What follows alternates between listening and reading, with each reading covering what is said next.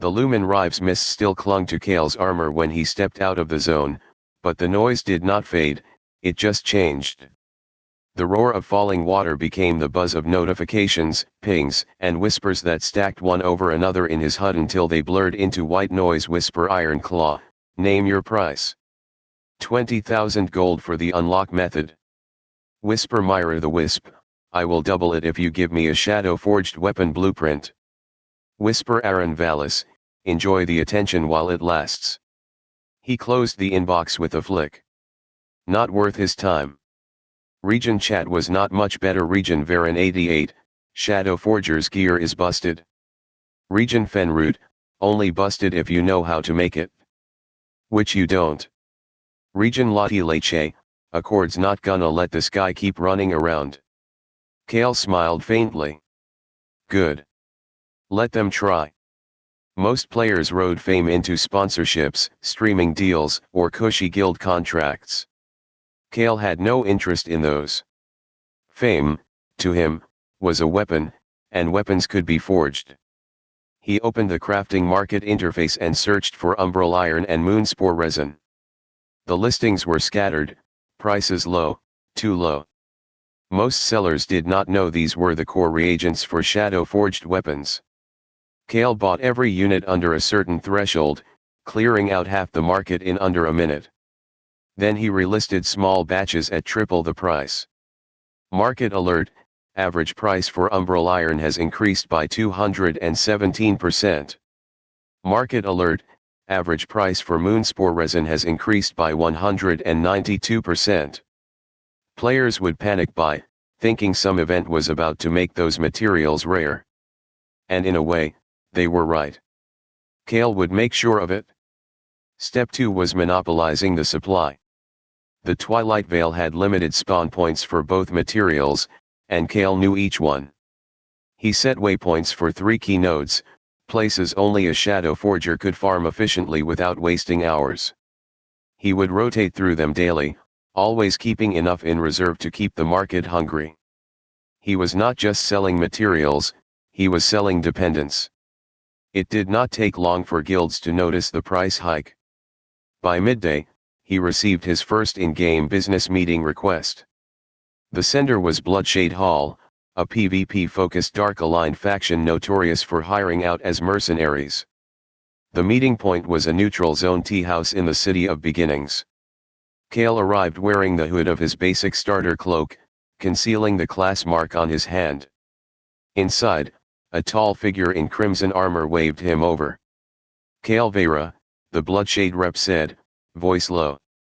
We want your forging output on exclusive contract. Kael sipped his tea.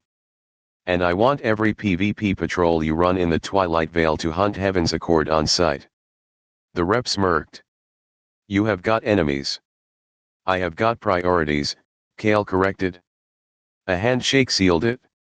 Bloodshade Hall would not know the full forging method, but they would have enough shadow-forged blades to keep Accord's lower ranks bleeding resources. 3 hours later, the Accord's pressure came in the form of a PvP gank squad. They caught him near Moonspore Grove, 6 players dropping from the canopy like hawks. Kael did not try to outrun them.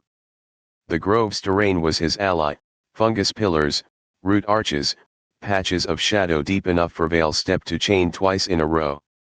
The first DPS fell to a quick shade wire trip and throat strike. The second got blinded by a Moonspore burst Kael intentionally triggered with a ricochet throw.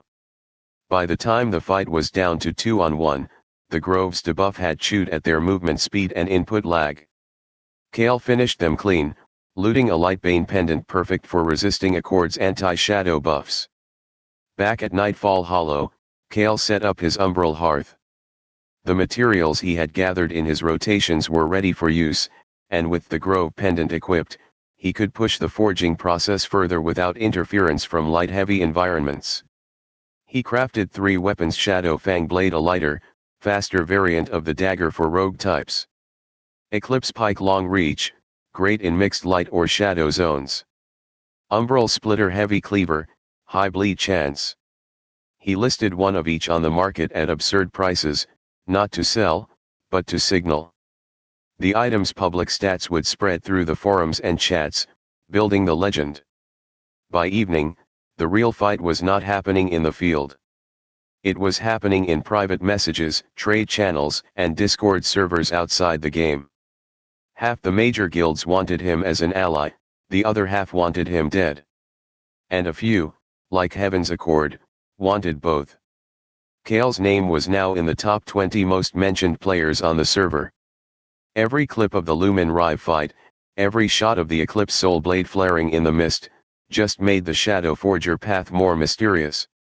In the quiet between crafting cycles, Kael leaned back against a tree in the hollow and checked the map. The veil was not enough anymore.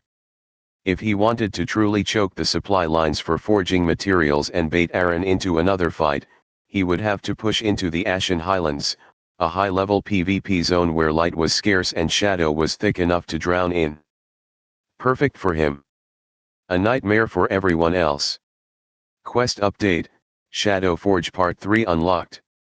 Objective, locate the Ember Anvil in the Ashen Highlands. Bonus, defeat any Heaven's Accord captain in contested territory. Kael closed the quest window, smirking. The game had just given him permission to take the fight exactly where he wanted it.